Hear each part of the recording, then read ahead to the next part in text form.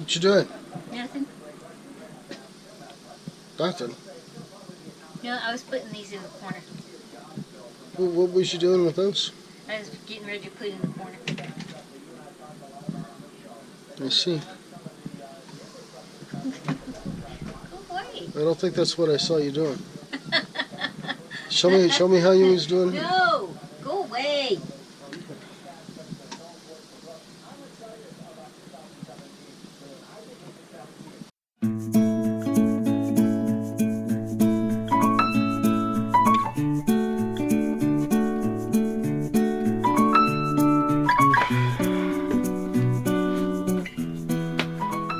Hey guys, Matt, Nomadic Native back with you. Thanks for tuning in. Wanted to give you a quick update. Sometime recently, I don't know exactly when it was, the channel went over 1,000 subscribers.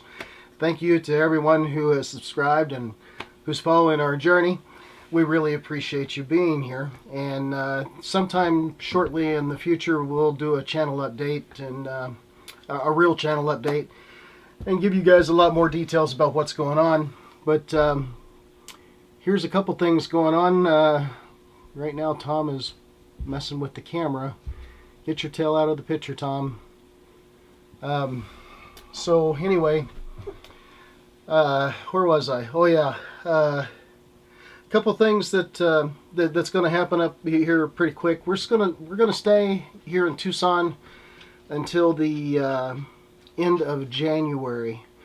Then we're gonna head for Quartzsite, where a gentleman named Brian Boone, who is a very experienced solar installer, is going to install about close to about 1,160 watts of solar panels up on the roof, and he's going to put in, do the wiring and all that. And he has a really neat tilt system for the solar panels.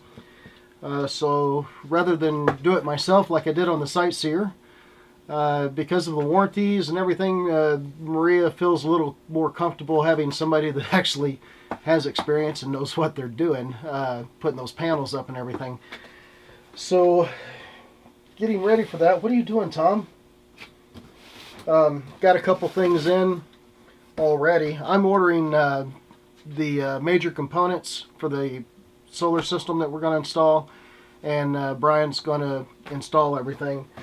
And one of the things that I got in, I'll show you here, is we're going to be using the, Tom, come on. We're going to be using the TriStar MPPT 60 amp solar charge controller. And got that in already. Look at that heat sink. That heat sink is huge. And Tom, not your box, buddy. Then also went ahead and got the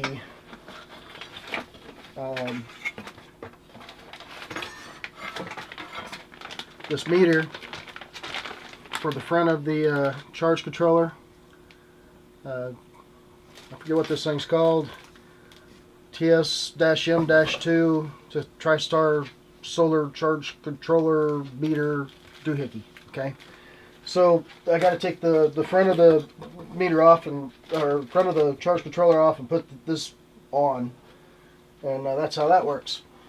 The only other part that I'm going to add to the system, or that needs to be added to the system, is, if you'll recall, in the Sightseer, I had a Trimetric 2030A battery bank monitor. I'm going to order one of those in, and I'm going to install that myself, like I did, or just have it all installed at the same time, so that we have a really good meter to monitor the battery bank. Speaking of the battery bank, in this coach we have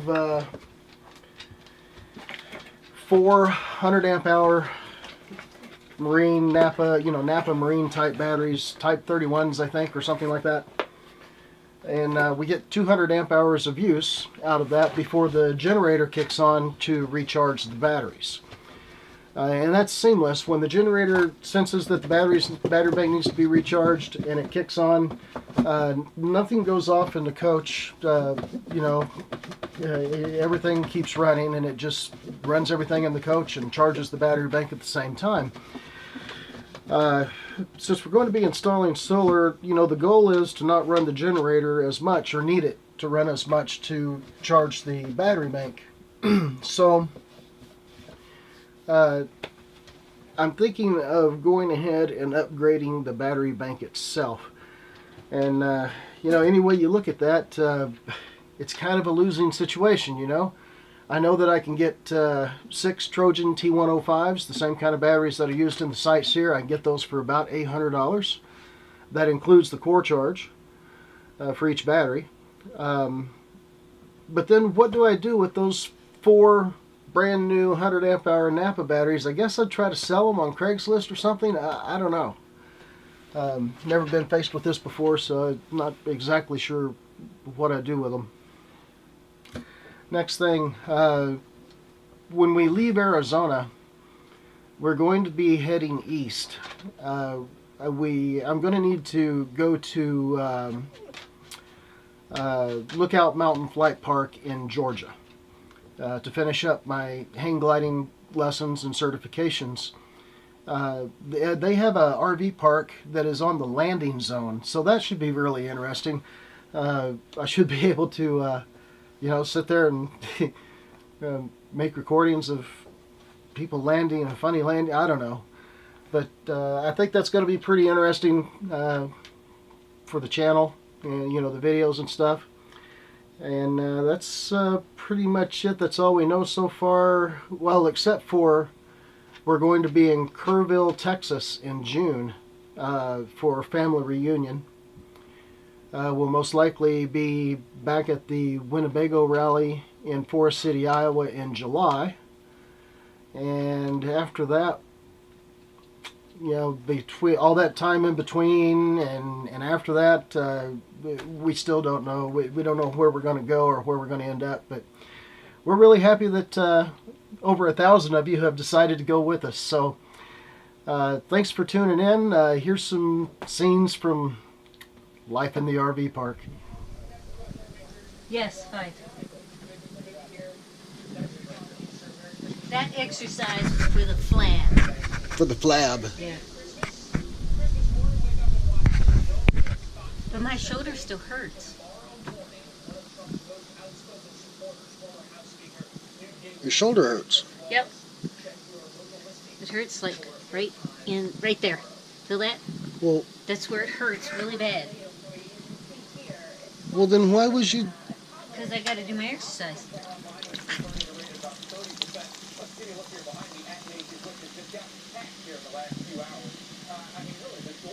This thing's pretty awesome. The ice that I have in here, it'll still be there this afternoon when I'm done with it. And another thing is, it gets so cold in here that it'll turn Pepsi into like slushy. That's really cool. Pepsi with ice in it, or frozen Pepsi, I guess. That's pretty awesome.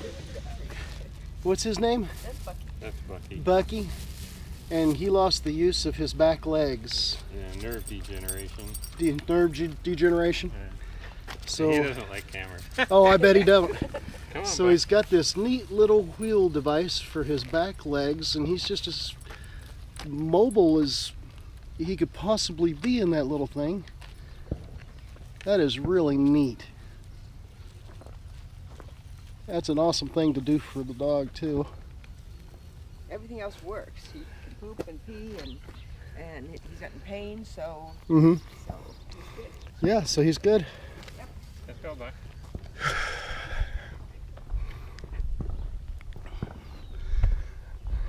So Maria and I had seen those dogs several times when we're out taking Gator and Maggie for a walk, and I'm so impressed by not only how well that little corgi has taken to the wheels and and is dealing with his handicap.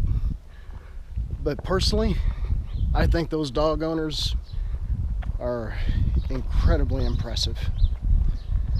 You know, a lot of people out there would have just taken that dog to the vet and had it put down, but they didn't, and that impresses me greatly. Well, the washer's running, so I hope you can hear me okay, but somebody asked about the drawers in our RV and how we arrange them. And Maria didn't want to show you hers, but I'll show you mine, because we're all friends like that, right? So this is my socks and underwear. You see how much room I have, and I probably have another enough room for a second row, layer of underwear if I needed it. These are my drawer t-shirts. My good ones hang up in the closet. These are ones, you know, my everyday grab and go beaters. All my sleeveless nylon shirts for summer, and just regular t-shirts. These are my shorts, my blue jean shorts, and other shorts. And you can see I have enough. I roll everything up, you know, like I did in the military, and you can see I have enough room for 2 layers in there. So the big drawer can hold 12 pairs of shorts. And that's it. That's how I arrange the drawers.